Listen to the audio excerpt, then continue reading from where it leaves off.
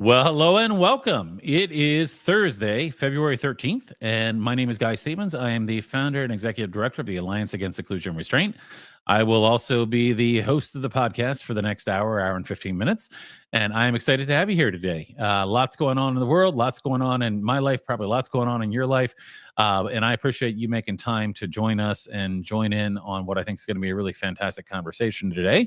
If you're not familiar with who we are and what we do, the Alliance Against Seclusion and Restraint was formed.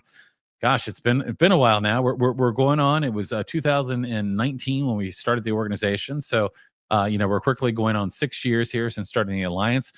Began with a personal experience, began with a personal story. I had a son who unfortunately experienced restraint, seclusion, and trauma in a public school. Led us down a road where we began doing a lot of research, trying to figure out why these things were happening, who they were happening to, and ultimately what we could do differently. That's led to a really unexpected journey. We've been doing a lot of work really around punitive exclusionary discipline, but really trying to make the world a better place. So I think that's the end goal of a lot of the work that we do.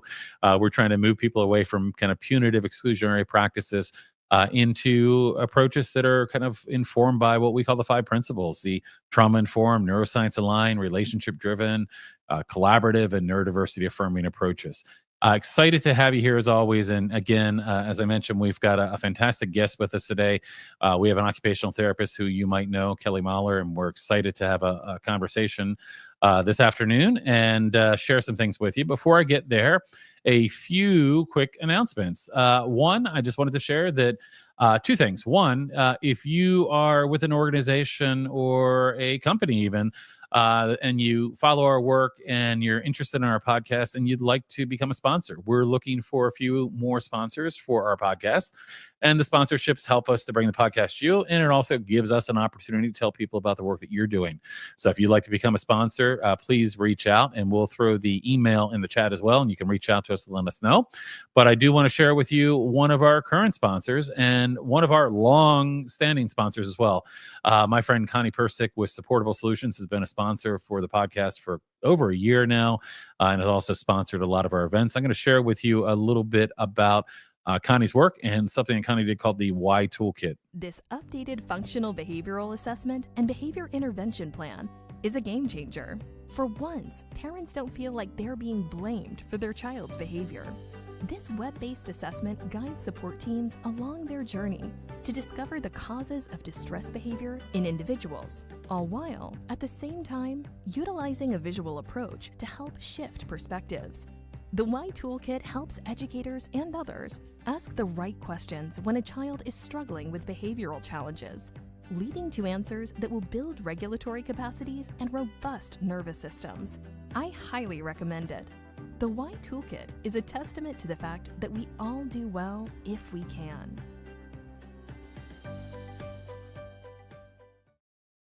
And I appreciate Connie and Supportable Solutions being a sponsor for our podcast, and encourage you to check it out. Go check out the Why Toolkit. Really great way to get to the deeper why. And really appreciate the work that Connie does in this space. Do want to share with you also just an announcement from the Alliance side of things. Many of you may have had the opportunity to join us recently. We had a great virtual conference. It was called the Supporting Our Brains Conference. I want to share with you something that we've kind of launched here more recently. We've always offered a certain amount of training and professional development. And now if you go to our website, underneath our services, you'll find a page here about training and professional development.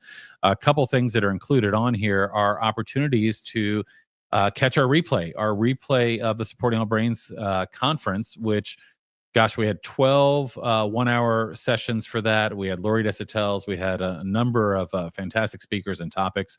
But you can get the replay that's available either as a standalone. So as an individual, you can sign up for the replay. It's only $29. You can buy multi-user licenses. Or if you want to do a viewing, you can do a group viewing as well. We have that available.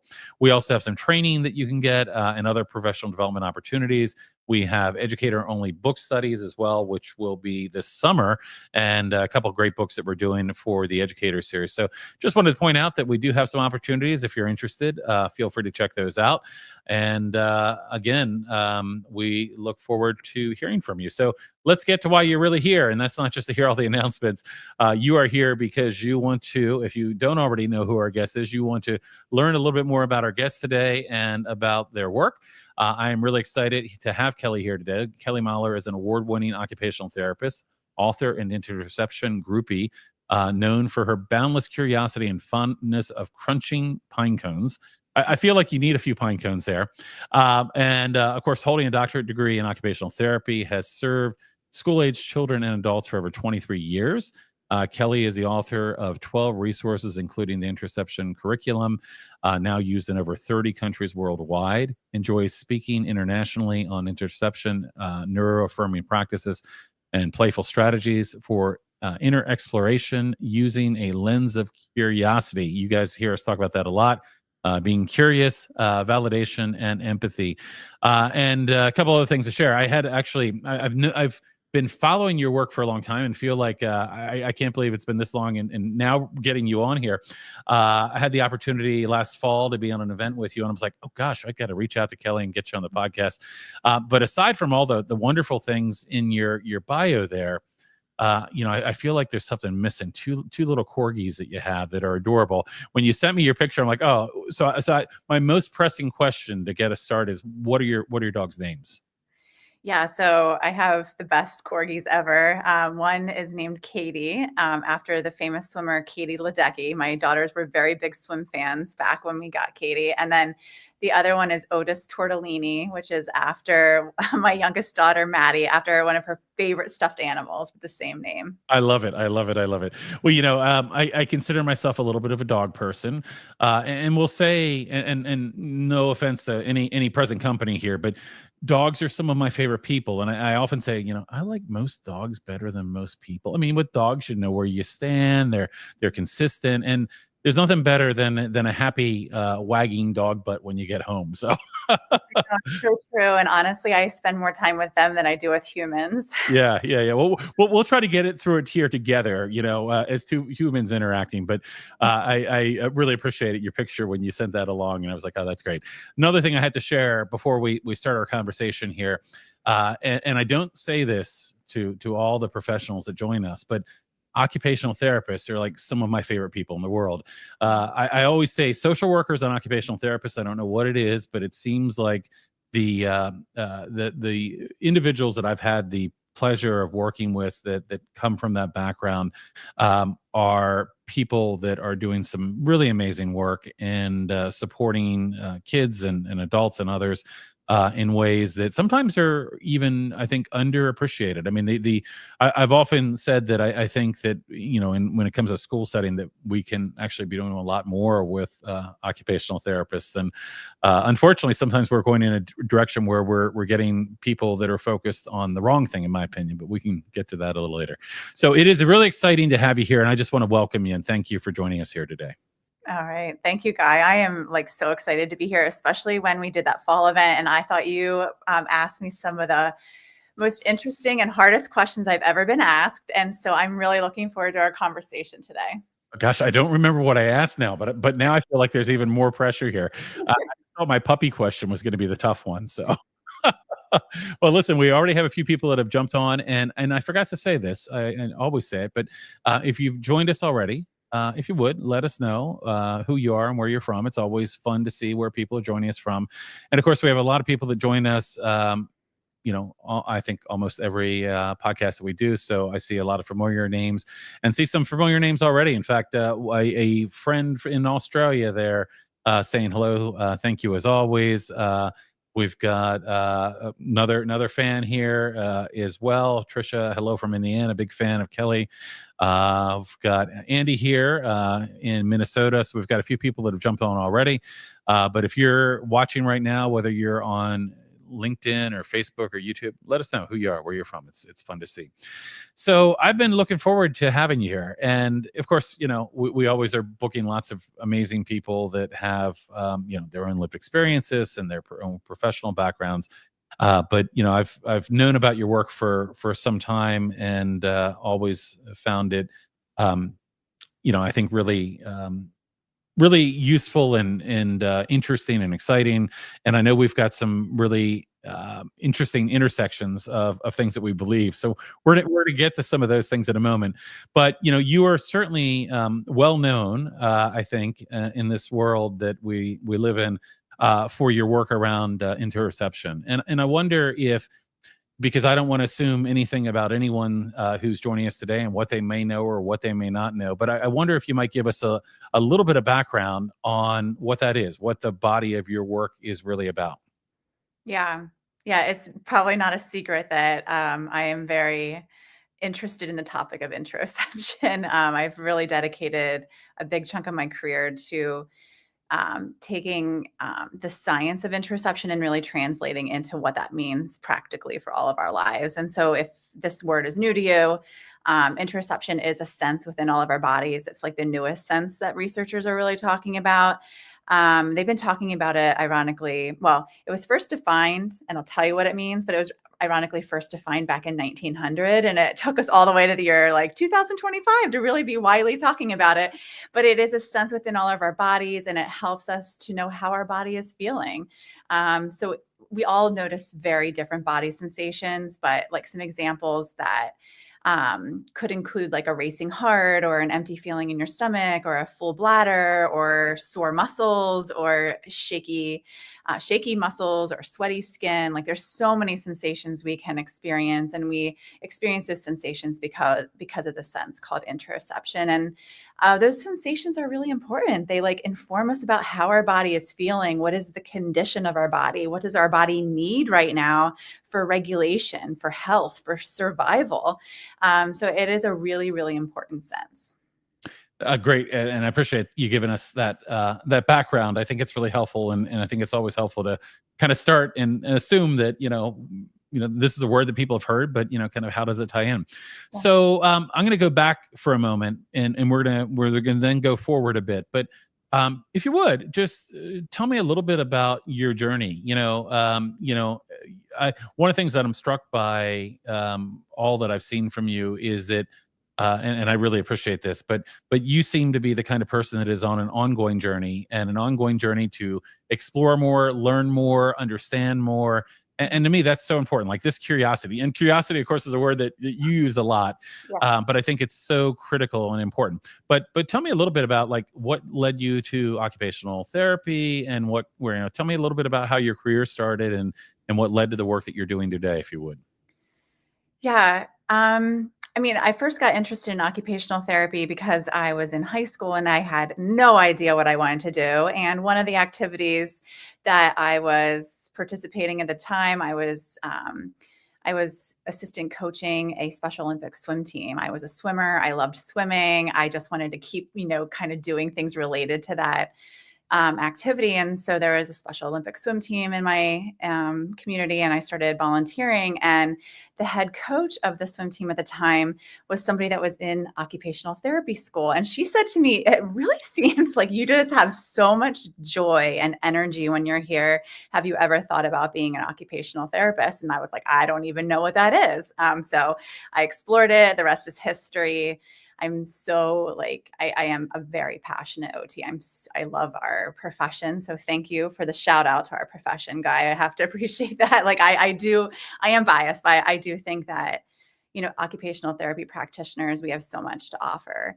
And so I started as an OT in 2002, and I got my first job in the schools and realized I had no idea what I was doing, like zero idea. I was like, oh my gosh, I just went to 5 years of school and I don't even know where to start. and and I was always like so passionate. I went to a school called Misericordia University, and their OT program was very, very rooted in mental health. Many people don't know OT as a mental health profession. We kind of got off track a little bit, but that's not really the point of this this podcast. But I just received, this mental health training. So I've always been very interested in mental health, and that also is like including emotion regulation.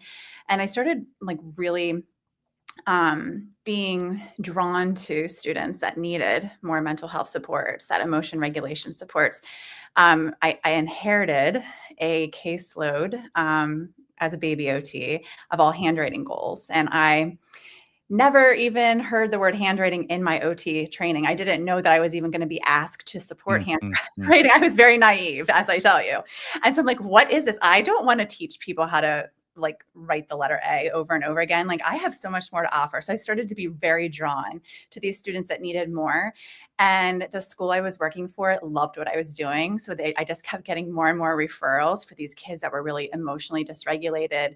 I'll never forget, I got my first student diagnosed with something called at the time Asperger's syndrome. And I'm Mm, like, what mm. is this? Like, it was just like, I feel like my path just like was meant to be. And I started like really down this journey of working on this area, but I always felt like there was something missing, but I had no idea what it was. And it took me 10 full years into my career to learn about the word interoception, let alone really understand its vast impact on so many things, including mental health and emotion regulation. So it was really the missing piece in the work I was doing. And it has Mhm. made such a profound impact on, the way I support my clients, but also it has taken me down my own personal journey of learning more about myself and my body and my neurotype and everything. So it just really has been an incredible journey. I'm so thankful for. Yeah, and that's a really important part of that journey, right? Is learning more about yourself and beginning to answer the questions that maybe you're asking of the children that you were serving, right? Yeah. How do I feel, and even just understanding. I mean, for me, one of the things that we talk about a lot is kind of shifting perspective around the understanding of behavior, and today, sadly, in my opinion, many people still look at behavior through the lens of intent, through the lens of behaviors that people are choosing to do and don't understand kind of the behavior, kind of looking at behavior through the lens of the brain and nervous system. And of course, we didn't grow up learning that either, right? We didn't grow up learning about interception. We didn't grow up learning about kind of our brain and nervous system and how that connects to our behavior. We didn't learn about so many of these things. So I think that work of starting with us is so critical to all of these things that we do. Yeah. So I want to talk a little bit with you about kind of the role of an occupational therapist, and you touched on something that I have a lot of feelings and thoughts about, and that is it's kind of funny because I said earlier, kind of one of the thoughts that I've had somewhat pervasively here is this idea that OTs are really not utilized not only to their full potential, but I think people don't even necessarily understand the kinds of things that really an OT goes through in terms of training and the things that they are prepared and able to do. I think back to my own experience with my son and when we met the occupational therapist, and it was so typical of I think what many people experience. It was okay. Well, now we're going to work with somebody that's going to work with you on how to grasp a pencil. And people get this idea of what an occupational therapist does that is far different than I think all the things that are in their wheelhouse. When I think about someone that understands child development so would you kind of take us through like what kind of training do you get as an occupational therapist and what kind of things are in the wheelhouse of an occupational therapist? And then later I want to know how we can get OTs. you know I think there's a need for an increased role, but we'll hit on that later. So if you would tell me about the kind of training that you get as an OT and the kinds of things that really are part of your skills and background. Yeah, I mean, I would describe our training as very holistic. We are trained to really understand the deep components of human behavior, essentially. So, really understanding development, understanding neurology and how our nervous system works, understanding anatomy and physiology and movement and how the body moves and works, understanding our senses and how that affects our ability to navigate the world, and mental health, of course, I've already mentioned, and really like taking all of that training. And what we're really aiming to do is help a person to participate in meaningful occupations, we call them, or meaningful, like pretty much like daily activities, fun activities, like what is really meaningful to a person. And we know that there are so many people that, for a variety of reasons, can experience barriers to being able to participate in things that are meaningful to them. So we are trained to really kind of dig deep and figure out what those barriers are, and then try to adapt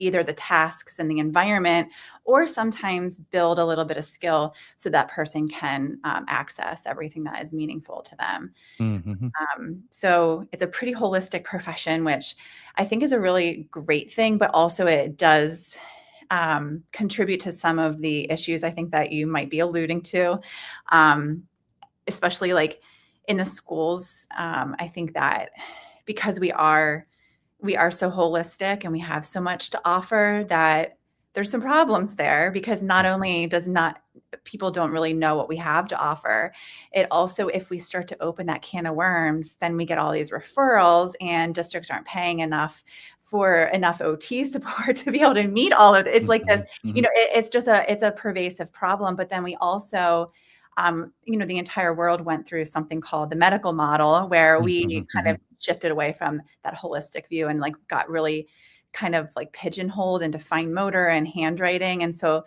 I do know there's so many people trying to get out of that pigeonhole and talk about more that we can offer, because I don't feel like it's actually a skilled intervention for us to be teaching someone how to form the letter A or to hold a pencil, and that's most of the time not even meaningful occupation to that person. Have you seen in your work, not only your own work, but I'm sure that through your work you are connected with many OTs from probably across the world, and probably have lots of opportunities to kind of talk, collaborate, commiserate sometimes. Have you seen kind of what I'm referring to, that sometimes it seems like in school-based OTs, like there's not really a true appreciation for all of the things that they are really equipped to help with, and it seems like sometimes they're put in a very narrow role, which I think is doing a disservice to a lot of individuals that really could benefit from that. Have you seen that kind of happening in your own experience? I see that happening all the time, Yeah, and it's yeah. some of the factors that I mentioned. But also, if I may be a little bit bold here, We like bold. We like bold. even as I was trying to get out of the handwriting teacher role when I was younger, like I met a lot of excitement about what I had to offer, but I also met a lot of resistance, because I was representing a shift. Like I wanted to understand behavior on a deeper level. Right. And I was coming up against people that were in their compliance comfort zones, and who am I to have a voice at that table? And, it is intimidating to start to like kind of come out of your shell and start advocating for a better way. Yeah, no, absolutely. Although it seems like there's a really necessary shift. You mentioned kind of where your career went to, started heading, and you were supporting. It sounds like students who were having, perhaps difficulty. I'm going to guess that some of the students you were, supporting probably cross over with a lot of the students that we support here through the work of the Alliance. And it's kids that, as I would kind of put it broadly, are often misunderstood in the name of behavior, and they're misunderstood because many of the things that we think about behavior simply A, aren't true, and B, aren't really well informed by much of what we know about biology, about human behavior. That it's a lot of it's based on kind of the classical behaviorism, the 1920s and 1930s operant conditioning and reward and consequence models, and things that I believe, and I think you would probably agree, aren't working for a lot of kids that really need help the most. However, that's become the prevalent worldview in many places. Many places look at behavior not through the lens that an occupational therapist might see behavior through, but through a lens that's very informed by a word that I think we both dislike quite a bit: compliance and control kind of approaches, versus that curiosity and connection based approach. And I know that's something you talk about as well.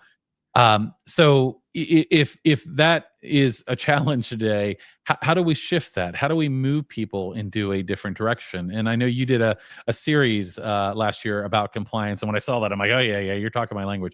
How do we begin to shift people into a different direction? Well, I think that's like the big question that everyone's trying to figure out, right? I think we need obviously more opportunities like this to connect with like-minded people, because I don't know about you, but like there are moments in time when I'm out there doing my work in schools that I feel very alone in these values of shifting away from compliance. So I think just having places you can go to connect and know that you're on the right path. I turn to a lot of social media too to like Mm. go and read, even like lots of.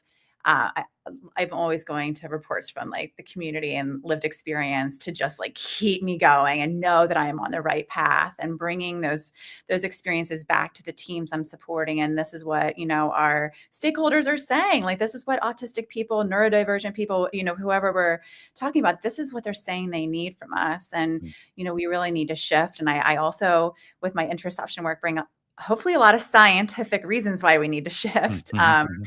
Away from compliance and towards a more curious and affirming approach. So I don't have the magic answer. I guess just keep having these discussions, keep Sure, sure. advocating, know you're on the right path. But I have days where I come home and I am just so frustrated Mhm, by the mhm. brick walls I hit. And then I have other days where I have like huge celebrations and I know that we're moving in the right direction. Yeah, and progress is often uneven, right? It's funny because the longer you're in this space and doing this work, and you begin to convince yourself like, oh, everybody must know these things, right? And then suddenly you're reminded like, oh gosh, they're still doing this or they're still doing that. These practices that you would have thought had totally gone away. That are still really, really prevalent out there. So let's go back into your passion for a minute. So you become an occupational therapist, you kind of begin in one place, and you begin to really see the true power of the things that you've learned, and in supporting people and understanding kind of the work that you're doing. And this interoception, how does this, you defined it, but I mean, how does this play into the important work that you're doing? What is important about it? So we could say, okay, well, it's this, how do you feel, but why is that so important? Yeah, well, I guess I'll just hone in on regulation, Okay. and what interoception has to do, because that often, when someone is dysregulated, that often can appear to others as what we call behavior, right? Challenge, Mhm. like Yep. sometimes it's called, and I'm using air quotes in case you cannot see me, challenging behavior, all of those horrible ableist terms that we might be using. So when we talk about interoception and regulation, well, first, like, I guess I'll just start from the beginning, if that's okay. Like, Yeah, absolutely. when we're born into this world, like our bodies, the human body is wired to notice comfort and discomfort. Like that is interoception on minute one of life, right?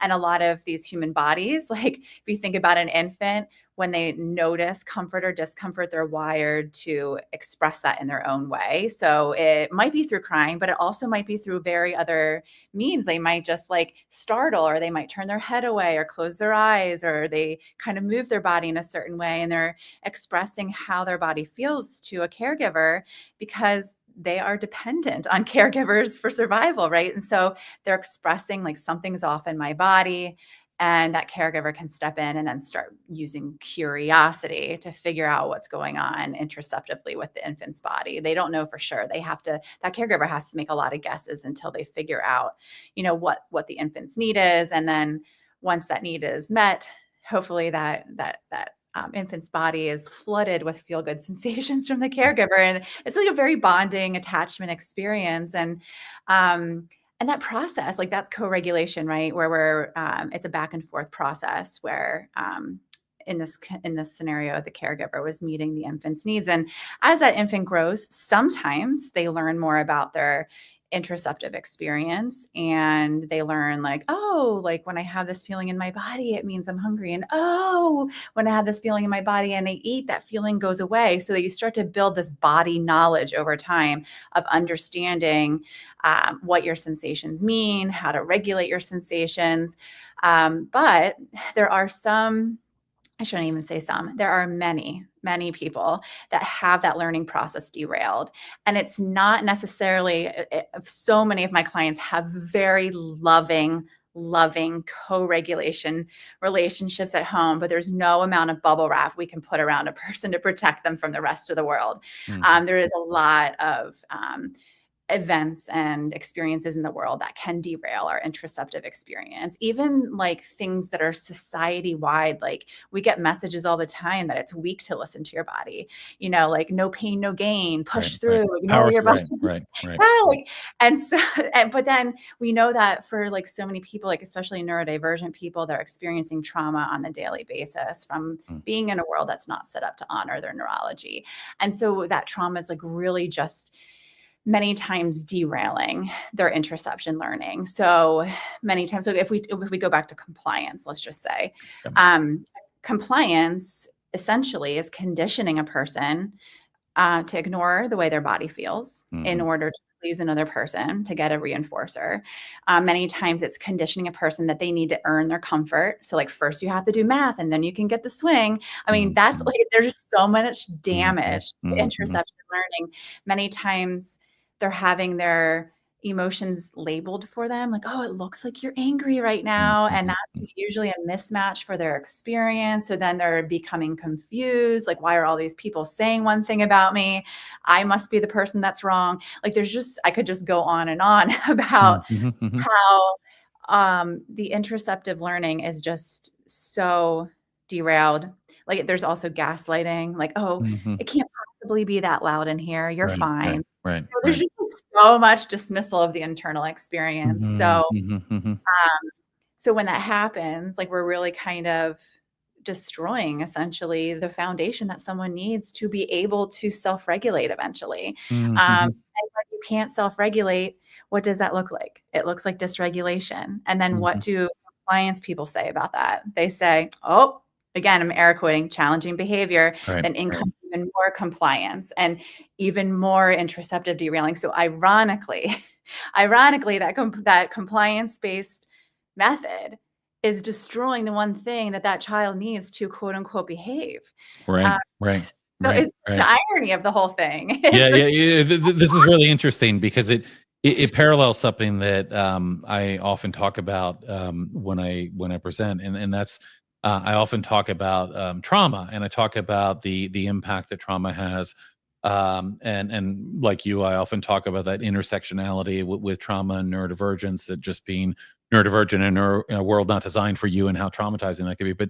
But knowing what we know about trauma and how trauma can change your brain, knowing how trauma can lead to hypervigilance, knowing how hypervigilance can be a precursor to stress related behavior, and very often when an individual exhibits stress related behavior, especially if we're talking about a child, the response is a demand for compliance. So you have a child who's having a hard time, who's becoming dysregulated, and the instinct sometimes is to place another demand on them, and that demand is essentially a threat. And that threat then pushes them further up that scale of de-escalation, and that leads them to often a fight or flight kind of response, and very often that fight or flight response then leads to some punitive exclusionary consequence, which itself is traumatizing and causes more trauma, and you get the cycle. But the same thing holds true here with what you're talking about. There's Mhm. a cycle. So the less you are, the more you're being told to ignore your feelings, or being offered,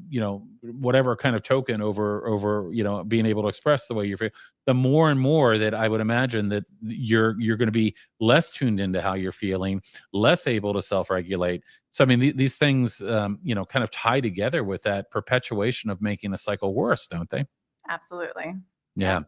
Yep. I was thinking when you were talking early on, kind of infant, and Mona Delahooke comes to mind, and I was thinking about Mona's work, and of course, Mona does a great job of taking Dr. Porges's work and really making it digestible for those of us that don't have PhDs. I But love yeah, one of the things I remember Mona talking about was kind of this idea. I mean, an infant is born, and I mean, all the behavior that you're seeing, it's communicative. It's bottom up. It is a need. It is a sensation. And unfortunately, I have two children. I have a 15-year-old daughter, and my son is 19 now. And you know, when well, let me put it this way.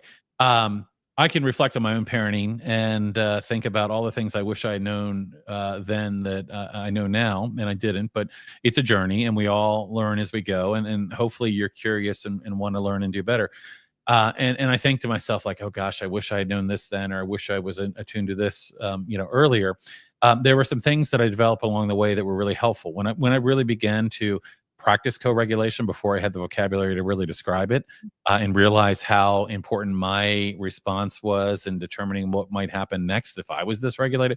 Those kind of things that I learned along the way were really helpful. But as I think back and I think, oh gosh, we got a lot of bad advice. There was a lot of bad advice that we got then. And even more troubling is a lot of that bad advice is still very common. Infant expressing a need, crying, parent told, let them cry it out. What are we doing there? Ignoring the interoceptive experience, And, sending and them a message. right. And what does that do? What does that do to that developing brain and nervous system? I mean, we don't have the research on that yet, but I would think you are sending a message that your insides are not worthy of attention, that expressing your inner needs are not effective. I mean, there's so many messages that are harmful Right. within that. Yeah. I Yeah. mean, it's really painful to think about because I did not know about interoception when my teenagers were little either. I can Right. remember reading Right. a sleep book, and it was like the sleep book that every single one of my friends were reading, and it's how they were like getting their kids to sleep so well. And some of it was like ignoring a lot of that expression Right. of discomfort. And oh my goodness, yeah. But it's a journey, and it's a journey that we have to give ourselves grace. And I think the important thing is it's the quote that I'll often repeat, which is the Maya Angelou quote, right? It's do the best you can until you know better. Then when you know better, do better. And not only when you know better, do better, but when you know better, share. Right? Like that's what you're doing. You're out here sharing the work that you're doing, and I think it's really important. So in that vein, in that vein of kind of knowing there's still a lot of practice out there that probably is not in tuned with interoception. Do you have any recommendations of books or resources you recommend for a young parent?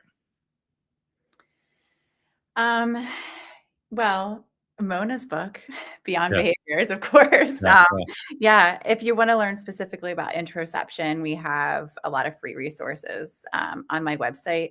I used to have a book called Interoception, the Eighth Sensory System. That was my original interoception book. And it was really designed just kind of like a general kind of summary for a wide variety of people, including parents and professionals, self-helpers. That's no longer in print because it needs massively updated. So we're working on a little booklet that's going to be much shorter, easier to digest for parents specifically. But until then, there is so much on my website that's all free: blogs, vlogs. We have a YouTube channel.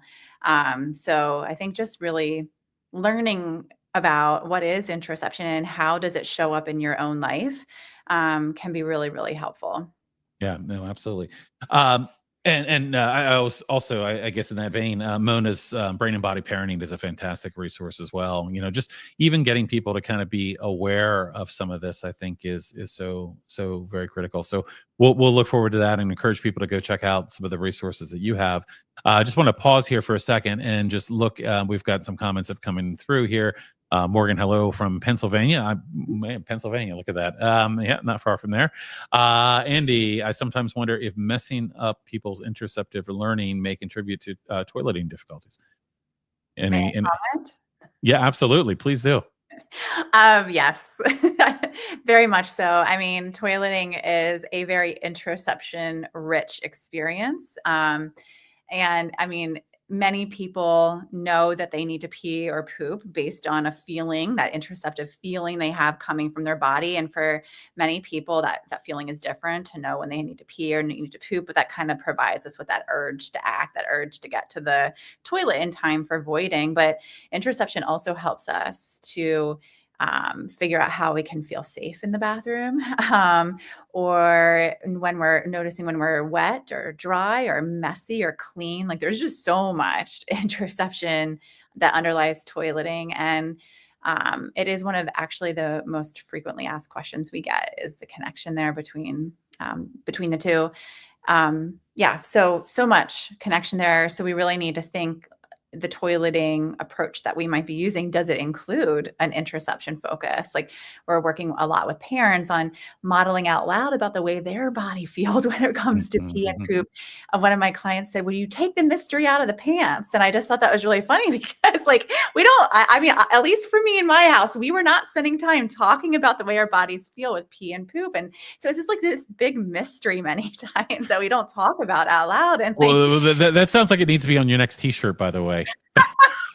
it could be interpreted in different ways, guys. So we tried to stay away from taking the mystery out of the pants. But I just thought that was so clever and so spot on. Like, why is it so mysterious? Like, why can't we, start to talk out loud about the fact that we have a process in our body, Right. we're noticing a sensation that we're acting on, or even like, a process you might go through before you leave the house. Like, you might check in with your body. Like, do I have to pee? Can I wait? Can I wait till I get there? Like, there's this whole interoception evaluation that might be happening that we can just share out loud.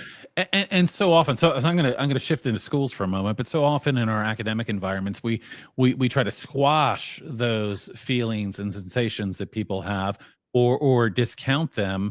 And a child that has to go to the bathroom, that is refused, or refuse food, or whatever it may be, how might that then affect them as they're going forward? I mean, it seems to me that the impact of these things, it can really be significant when we kind of are not only I mean, we're actively telling people to ignore what they feel.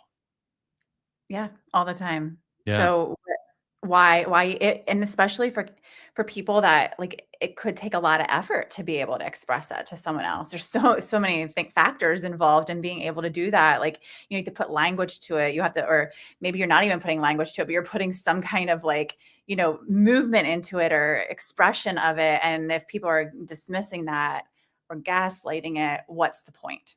Why keep trying? Why Yeah. keep putting that effort?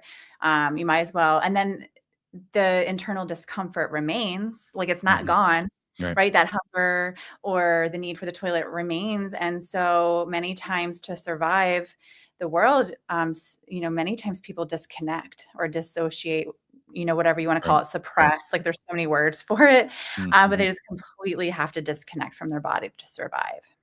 Yeah, yeah. Trisha here says early childhood educators need to understand interoception. So much of the toileting approaches in classrooms are so harmful. Marion said, refer to your work often. Thank you. I'm an OT for 44 years, now in the area of behavior support, adults primarily, linking all your work to the understanding of behavior. Your work is so very important, linking with all the threads of new knowledge we are seeing emerge now. Yeah, appreciate that, Marion, as well.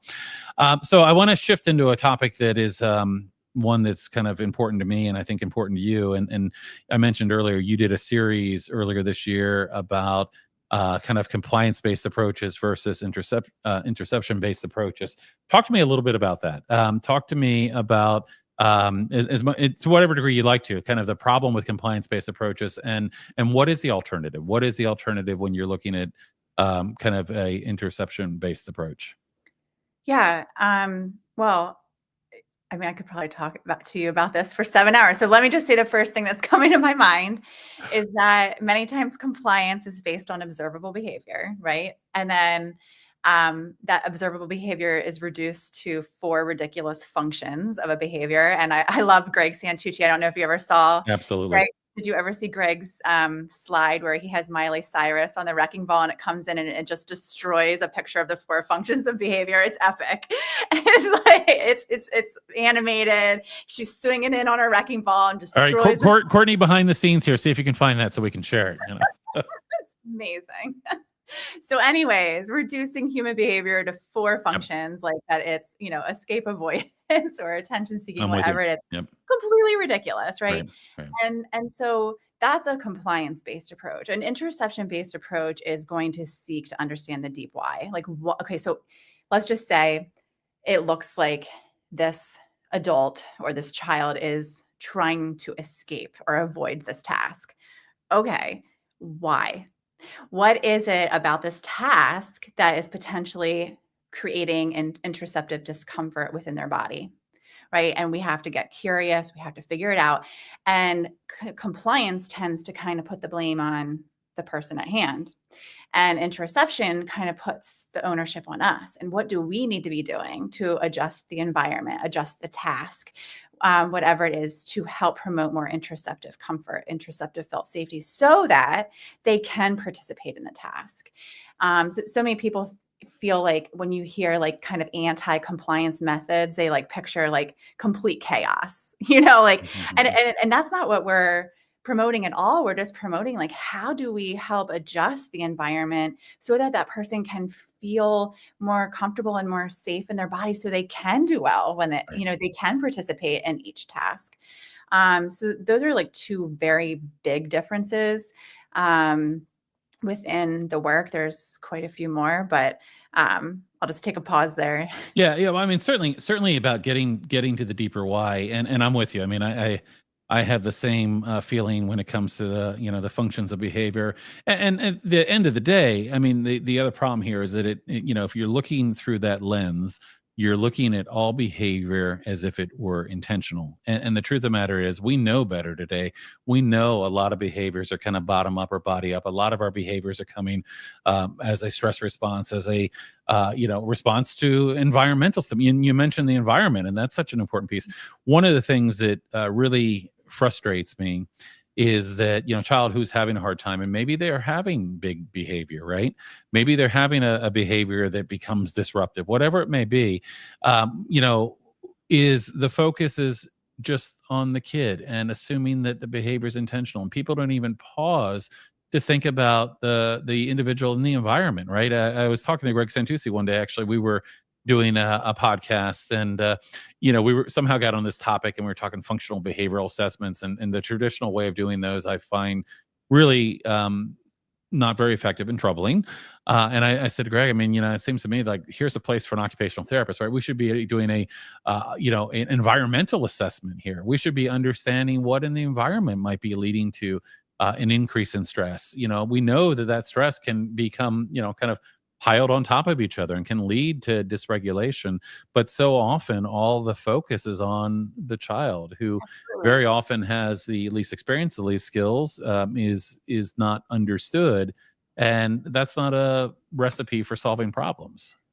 Definitely not. Definitely Yeah. not. I always I say this sarcastically, but I feel like the FBA should be done on the adults. Right. Or like the people. Certainly the BIP should focus very heavily on the adults, right? Yes. And what the adults are going to do differently. It amazes me. And again, I've seen people that are working through these processes to try to get to a better understanding and a better solution. But if you look at the very traditional approach, in fact, the Department of Education, before it really went off the rails here, the Department of Education put out some guidance around FBAs recently, last fall. And as I read it, I just was so disappointed, because it just did not move forward in terms of understanding what's beneath behavior. It really was kind of entrenched in those 4 basic functions of behavior, and kind of business as usual. And I was frustrated that it was not a little bit more thoughtful about all the other things that are happening. That just kind of took the little bit of wind out of my sails. Yeah.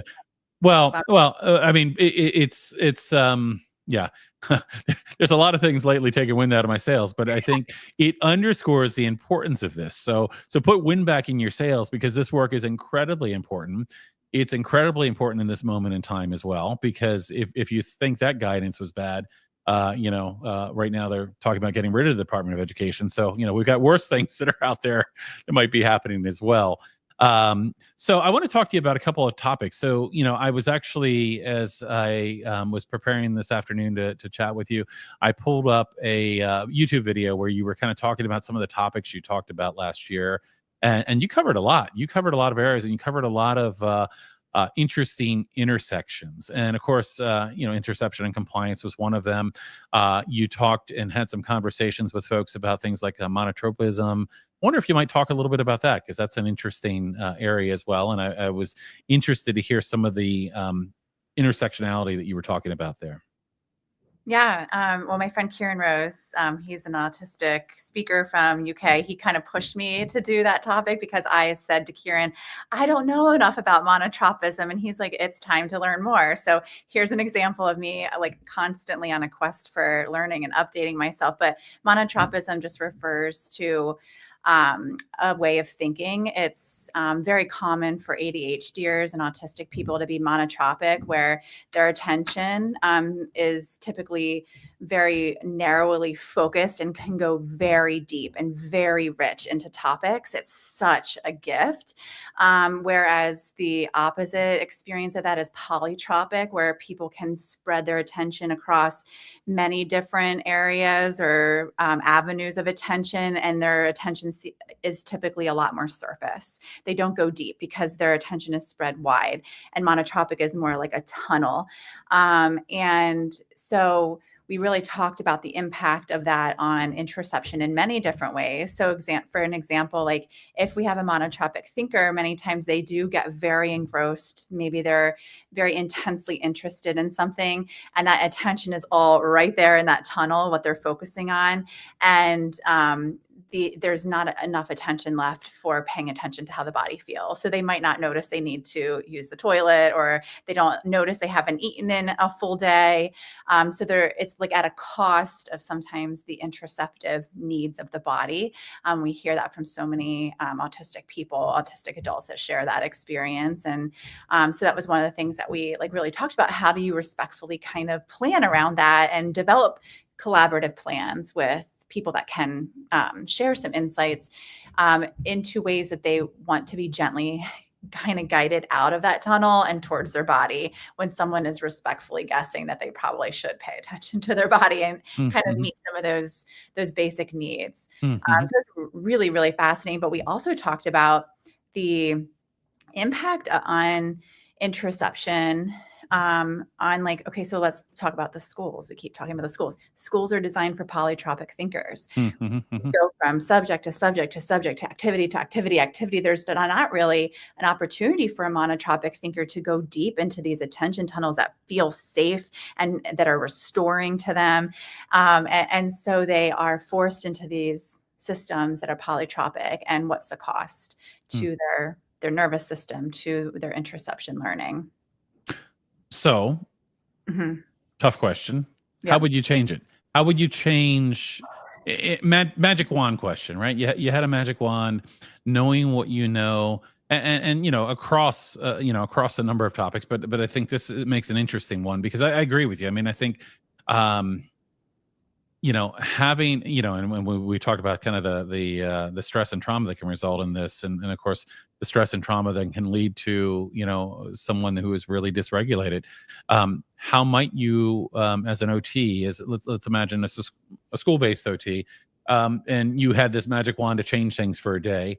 What might you do? What might you do to make something that was better serving individuals that, kind of have that kind of thought process? Complete dream scenario? Yeah. Let's hear it.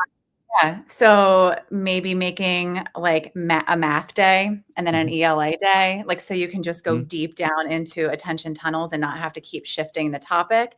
Allowing for time in a person's day to be able to explore something that is actually authentically hooking their attention. That's going to be, I mean, the monotropic brain is very interest driven. So their brain is just automatically going to hook into something that draws their interest, that interoceptive, like, feel good interest, and they want to go down that. So do we have times in their day that they can spend doing that? Because like I said, it is very restoring for their brain. But then we also need to have plans on how to gently guide them out of that monotropic focus and come back to, whatever's next for them on that day. Or maybe they have to come out of it because they have to get on the bus to go home, kind of thing. So like really working on respectful transitions and really limiting the amount of transitions that a person has to go through in a day.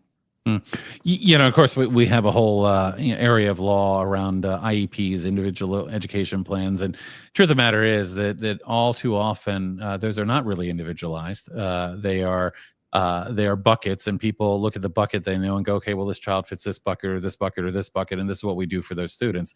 That's not individualized. That's not individualized at all.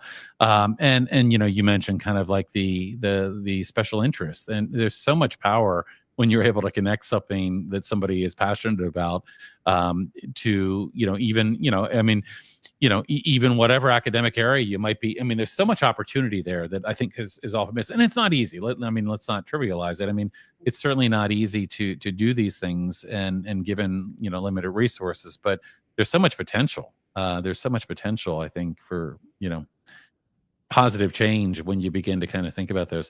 What are some of the other topics you explored this past year that you found really interesting? I saw a couple things that showed up: Gestalt language processing, and there was something about alexithymia. What else did you find really interesting in kind of the things you were drilling into? Yeah, those are some of the top. So Okay. the Alexa. Tell me more.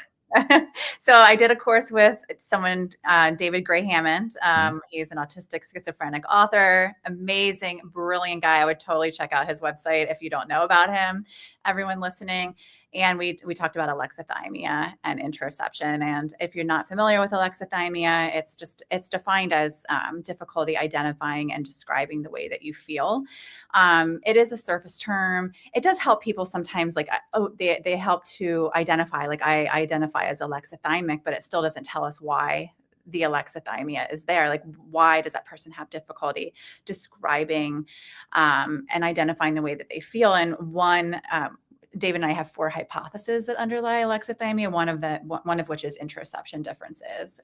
We have to be really connected to our body, understanding our body in order to be able to identify how we're feeling, and then also be able to describe that to somebody else.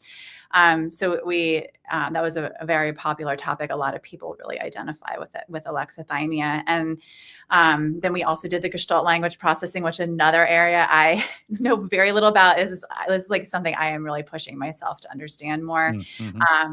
And I was very very blessed to have Caroline Gaddy and Rachel Dorsey take the lead on that topic of helping. If you're not familiar with Gestalt language processing, it refers to a different way of acquiring language.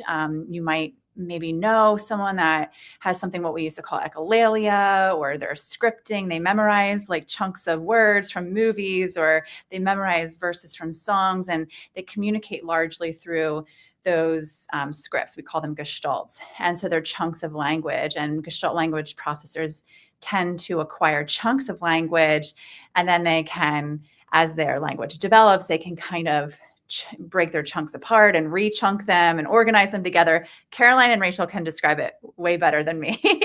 And it's opposed to analytic language processing, which is where that style people acquire one, like, words at a time, and then they're able to kind of put them together in chunks. So for a long time, at least for me, like, I didn't know that my clients that were scripting or had echolalia, I didn't realize just how much meaning were behind all that they were saying to me. And so much interoceptive meaning, so many gestalts or scripts, whatever you want to call them. They have so much hidden felt experience. And I did not know that. So they really taught, they did a whole month on just exploring interoception with Gestalt language processors and how it can be more affirming to their language experience. Mm-hmm. Yeah. And so much of this kind of comes back to a bit of the theme, which is kind of understanding and supporting individual differences, right? There's rather than me telling you how you should feel or ignoring your feelings. How do we move in a direction where we have people that are kind of moving away from deficit-based models, understanding individual differences, and supporting people in better ways? I want to pause for a second. Just anyone who is watching live, I know we've got quite a few people watching live. If you have a question or a comment, feel free to put that in the chat. We'll try to get to a couple of questions and comments here as well. So please feel free to put those in the chat. So I want to transition a little bit. All that you know now, and again, one of the things is I said earlier that I really appreciate about you is that curiosity is not just advice that you give, but you are obviously a continually curious person who continues to learn and dive into new areas and explore new things. And I think that's so incredibly important to this work. But knowing the things that you know now, and having the career that you've had in this field, what kind of advice would you offer to people that are, maybe finishing their program in occupational therapy? Or maybe we've got, and we tend to have on our podcast a lot of we have a lot of parents and caregivers, we have a lot of self advocates, we have a lot of SLPs, so OTs, related professionals. Let's imagine for a second a new school based OT. And what kind of advice might you have for somebody kind of starting their career off in this area, or maybe somebody interested in getting into the field of occupational therapy? Yeah. Well, I'm going to be biased and know about interoception because Mhm. it's not in all OT programs out there. We are working towards that. But also, I just feel like it's so important to learn from the community that you're serving. So if you get a school-based job and you are going to be working primarily with autistic students, you should go and learn about the autistic experience from autistic people. What are they saying that they wish they would have had in school? I just feel like that is where the learning is, right Mhm. there. And if that was my one piece of advice, that's what I would tell them. Voice of lived experience. I mean, Yeah. there's so much to be learned there. And what about for folks that might be, kind of new in a program, new in a school, and having had the excitement of learning all the things that they learned as they were becoming an OT, but then find themselves relegated to a very narrow set of opportunities with the school. So, what kind of advice might you give them, or in terms of you kind of mentioned in your own story, like at some point, like that's not me. It can be tough. It can be tough when you're starting off your career and people are looking at you in a certain way. Yeah. How do you advocate for people to understand kind of the toolkit that you offer as an occupational therapist and the things that you can do to support kids? Yeah, well, the advice I used to teach a pediatric occupational therapy class for 10 years. And so I would always let them know what they might find when they get out there. Like you might be, put into the role of a handwriting teacher. And to spend your first year just, building relationships with your students, with your colleagues, and then pick that one student that loves OT so much and start really expanding the services you think you can provide. Pick that one colleague that loves when you come into their classroom and say, you know what, I can do more than handwriting. Can we try X, Y, and Z? And like just start really small and like build your community around you at work. You're going to know the people that are probably going to buy in and the people that are going to be like take more effort to get them to buy in. So start with the people that are the early adapters that already love what you do. They already welcome you into their classrooms and they welcome your ideas, and start to gently expand that way, and slowly begin to show what you can offer besides handwriting or fine motor. I think that at least for the students I was supporting when they would get out there, it was so overwhelming, because they had this idea of what it should look like, and it wasn't that, and they knew they wanted to get to this ideal scenario in their school, but like that takes a lot of work. And I think that you just need to be kind to yourself and put your own interception boundaries in place too. Like, you need to protect yourself or you're going to get burned out. So like you need to just take it slow, find the people that'll buy in, and then slowly expand, until you're living in hopefully a position where you feel like you are doing as best you can. Mhm, mhm.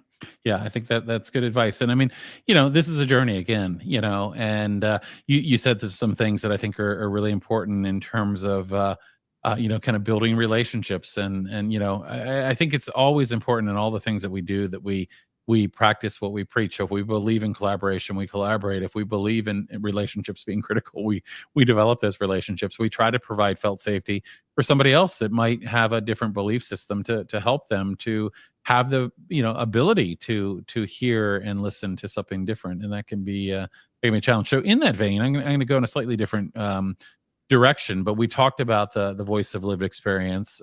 We've talked about kind of challenging things as well, and you've talked about your kind of in some of your early career, the children that you were supporting, you've talked about working with autistic individuals and authors and others that are out there doing research. um, one of the things that as we formed the alliance very quickly, our views, of course, around restraint seclusion were one thing, but what we very quickly came to is whether it was restraint seclusion, suspension, expulsion, corporal punishment, more broadly, kind of all the things that are done to other people, often in the name of behavior.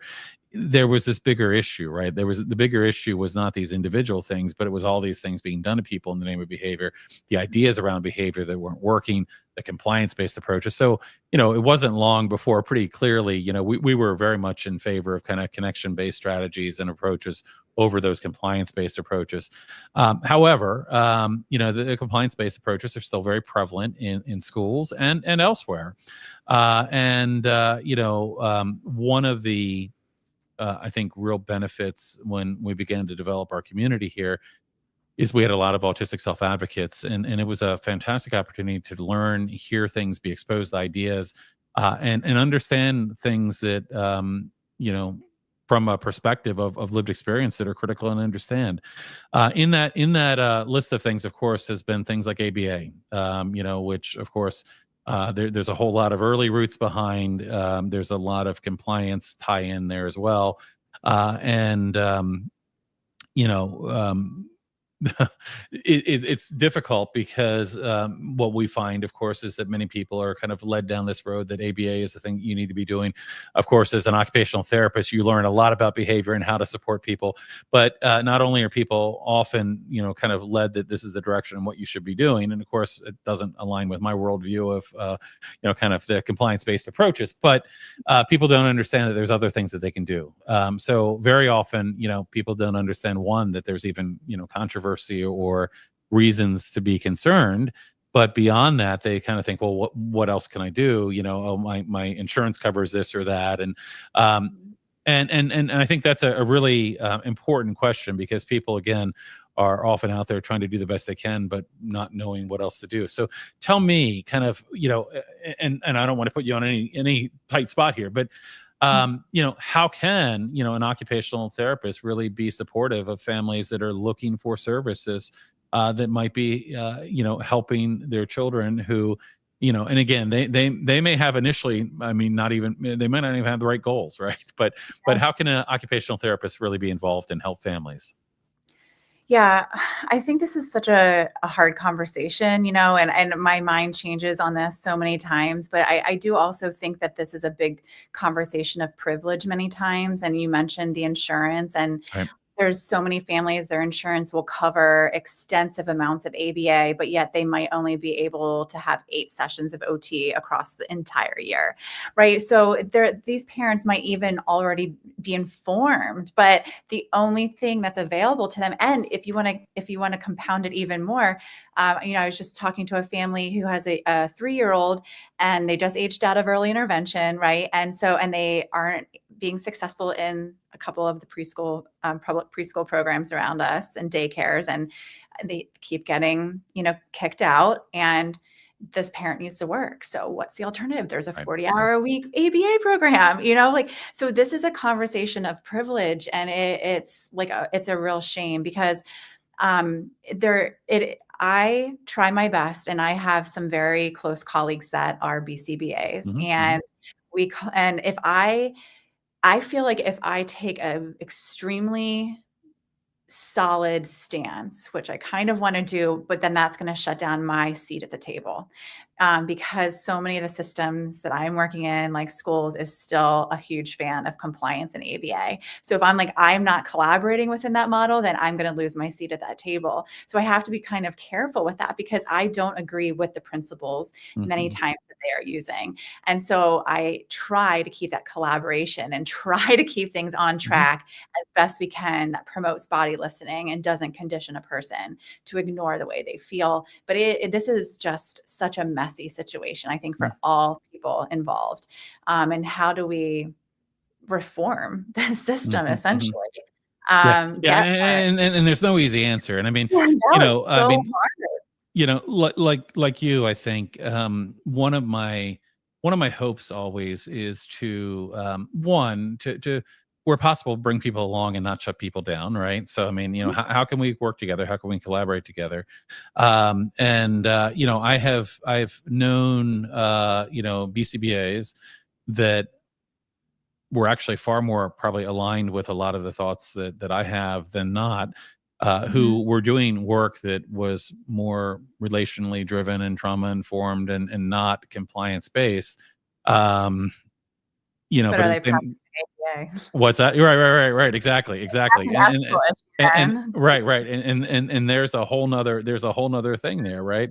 Um, Mhm. but it is certainly, I think, a difficult, for people that are looking for, well, what else can we do? And I mean, um, I would love to see more, services and opportunities available to people. And unfortunately, I mean, there are not in many places. And I mean, it is really, I think, a difficult situation. But I guess part of the question is, how do we continue to influence change there? And Mm. this can happen in different ways. I mean, some of it is bigger than a conversation with you and I. It's like, how do you get laws and policies and other things changed to pave the way? But it is tough, and I've kind of long felt like there's so much room here for increases in the availability of occupational therapists to fill in a real need in a way that I think is more aligned with what it should be, from my opinion. But I agree. I Yeah. don't know how to get there. Yeah, in a perfect world, I feel like there should be equal insurance coverage for all professions. Right, Families should have their choice right, in what, right, they want. And I'm not advocating for 40 hours a week of OT. I don't think right, that's good. Honestly, right, like if I right, could have 3 hours a week, I feel like we would be good. And right, that's probably not even a long-term need. right, You know what I right. mean? So like, yeah, I just, there is so much, yeah, conflict and complex discussions there. Yeah, and certainly continues to evolve. But I'm always kind of thinking, like, how do we move people past these compliance based approaches? Mhm. And there's still a lot of very prevalent approaches. So depending on where you are in the country, and even in a school, depending on where you are in the country, who might be supporting you if you're having difficulty, if you're becoming dysregulated. In some places it might be more kind of behaviorally focused, than others it might be more school psychologists and therapists, and others. It varies considerably, kind of across the nation. It does for sure. I do would like, I know it's kind of wishy-washy there, but I do want to make it really clear to everyone that I am not a fan of any type of compliance approach. I'm Yeah, just trying sure. to navigate these Yeah, no, systems yeah. that keep their seat at the table, and it's really hard. Right. No, I appreciate that, and I'm kind of in the same perspective, same place in terms of I'm not an advocate for compliance based approaches, and when it comes to things that are near and dear to your heart, like interception, like we know the harm that comes from compliance based approaches. We also know from some of the amazing research that's been out there, the harm that can come just from the compliance based approach itself, and what happens when I mean, the vulnerability to abuse and other things that can happen when you're doing things based out of those based out of that kind of mindset. But again, I mean, we're in the world that we're in and trying to figure out how you navigate it, change it, and make a difference. And Mhm. I would love to see more availability of occupational therapists, both in schools and for families. I think it's a critical need. I do too. I do Yeah. too. Yeah. So as we're reaching the end of our hour, I didn't mean to kind of steer off there in something that's really kind of challenging, but as we reach the end of the hour here, I just want to kind of get some of your final thoughts here. Kind of what you're hopeful for. As things are kind of moving forward, and any final advice that you have for individuals or families, and kind of on this journey. Yeah, I mean, I just hope that we can get to a place in this world where we do promote more body lifting, where we are sending messages that it is important to listen to your body. It's not weak to listen to your body. We, need to listen to our body. It's sending us really important messages, and that is like really the foundation of so much health, mental and emotional well-being, etc. So I do hope we can shift away from compliance and towards more interoception informed supports. Fantastic. And any final place you want to point people to in terms of learning more about you and your work? We will put up a link to your website, but anything else you want to share? That's probably where you can find most of our stuff. We're on all of the socials, so you can check us Okay. out there too. Yeah. If you're looking for advice in interoception, we have a Facebook group called Interoception, the eighth sensory system, and it's a really supportive community. So if you're like, I need help with, or how do I do this? There's so many people willing to support each other. So it's a really great place to get advice. Excellent. Excellent. Well, listen, I just want to thank you for being here today. We're getting a couple thank yous now showing up here. And appreciate you being here and having this conversation. I think these conversations, like you said, are really important, thinking about the things that we can do better, learning from others, questioning the things that aren't working. These aren't always easy conversations, but I think they're really important conversations into figuring out how we can, again, follow on that, know better and do better road. And certainly I know I'm on that road of trying to learn more and do better every day. So really appreciate you being here and want to thank you again for joining us here. And we are going to go ahead and wrap up and say goodbye. I'm going to ask you to stick around for 1 second if you would. And thank you for everyone that joined us today. Hey, look at that. We're right on time. It's 4:45 here on the East Coast. Right on time, just like we planned it. All right. Thanks again. We'll see you next time. Bye-bye.